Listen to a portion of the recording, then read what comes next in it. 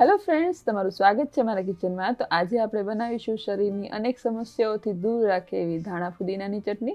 તો રેસીપી એકવાર પૂરેપૂરી જોજો અને રેસીપી પસંદ આવે તો વિડીયોને લાઇક કરજો, શેર કરજો અને આવી જ નવી રેસીપીઝ જોવા માટે અને મને સપોર્ટ કરવા માટે મારી ચેનલને સબસ્ક્રાઈબ જરૂરથી કરજો।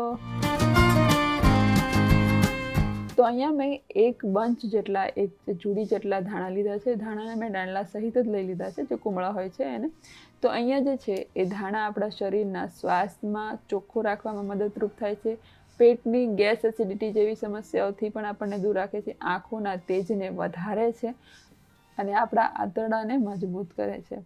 તો આ સમયે બહુ જ સારા એવા ધાણા આવતા હોય છે, તો આવી રીતે ધાણાની ચટણી બનાવીને જરૂર ઉપયોગમાં લેવી જોઈએ।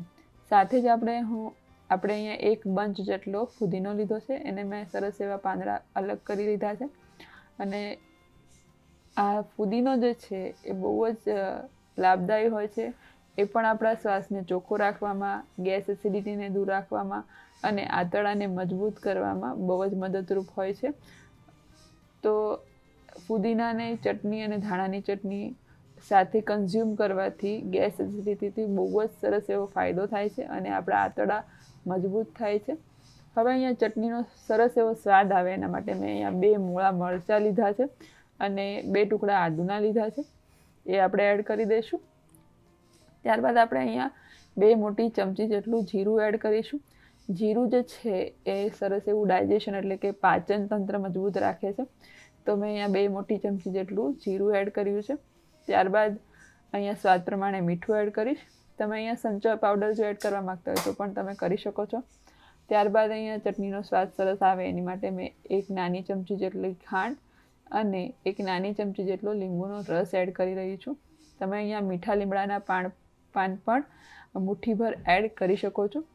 અને ત્યારબાદ ચટણી પીસાય એટલું આપણે કે 1/4 કપ જેટલું પાણી હું અહીંયા એડ કરીશ અને સરસ એવું આપણે એને પીસી લઈશું અને જરૂરિયાત પ્રમાણે લાગે તો ફરીથી આપણે પાણી એડ કરીશું। તો અહીંયા મને પાણી થોડું ઓછું લાગે છે, એકદમ થીક ચટણી છે, તો થોડું પાણી આપણે અહીંયા ફરી એડ કરીશું।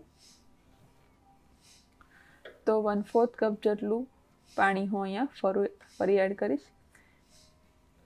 તો તમને ચટણી કેટલી થીક જોઈએ છે, કેટલી પતલી જોઈએ છે, એ રીતે આપણે અહીંયા થિકનેસ રાખીશું। તો ચટણીને ફરીથી હલકું પીસી લઈશું એટલે એક સરખી થઈ જશે। તો તમે જોઈ શકો છો એકદમ સરસ એવી ચટણી સ્મૂથ આપણે વાટી લીધી છે। તો આ એક પરફેક્ટ ચટણી આપણી પીસાઈ ગઈ છે। તો તમે ગમે તે સાથે, મતલબ કે ભાખરી રોટલી સાથે અથવા કે જમવાની સાથે માત્ર 1 જ ચમચી આ ચટણી તમારા રોજના જમવા સાથે લેશો ને તો તમે ગેસ, એસિડિટી આવી બધી જ સમસ્યાઓથી દૂર થઈ શકશો। તો તમને આ રેસીપી કેવી લાગી કમેન્ટ્સમાં જરૂરથી જણાવજો અને જો રેસીપી પસંદ આવી હોય તો વિડીયોને લાઇક કરજો, શેર કરજો અને આવી જ નવી રેસીપી જોવા માટે અને મને સપોર્ટ કરવા માટે મારી ચેનલને સબસ્ક્રાઈબ જરૂરથી કરજો। તો ફરી મળીશું આવી જ નવી રેસીપી સાથે। ત્યાં સુધી આવજો, bye bye, take care yourself.